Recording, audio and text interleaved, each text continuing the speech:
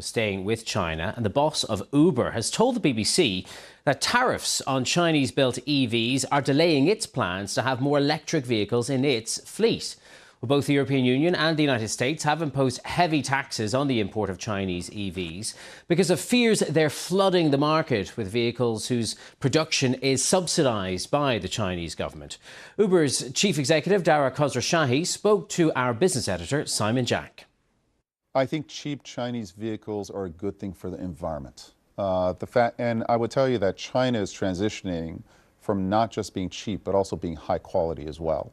And for us, we want to electrify our fleet, and we want to make sure that it is affordable for our drivers to switch over to EVs. Now, the political considerations of tariffs, et cetera, are not something that we can comment on, et cetera, but our focus is on the environment. And we think Chinese vehicles that are low cost, that are high quality, could be a very important part of the switch over to EVs. Do you have a view on tariffs? Good thing, bad thing? I don't have a view on tariffs.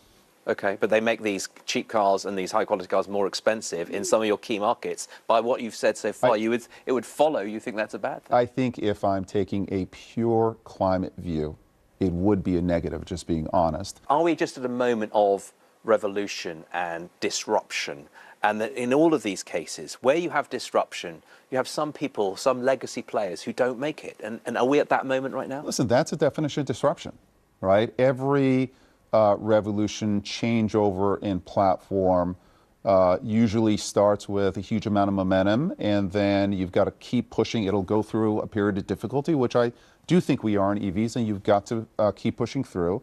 And the fact is that change can affect some players negatively, but this is a change in the name of climate and emissions, and I believe we have to keep pushing forward. What do you say to the consumer, the Uber consumer? You're saying that you should be able to have a preference for an EV vehicle. Are you telling consumers, just be a bit more patient and wait for an EV? Well, we're setting actually a new product that we are offering for riders is for them to set an EV preference, but we will only dispatch an EV if the difference between the dispatch is only a couple of minutes. So we're not saying, hey, wait 15 minutes, but if you have to wait another 2-3 minutes to help the environment, why not make that investment in terms of your own time? So be more patient to help the environment. A couple of minutes isn't going to kill anyone.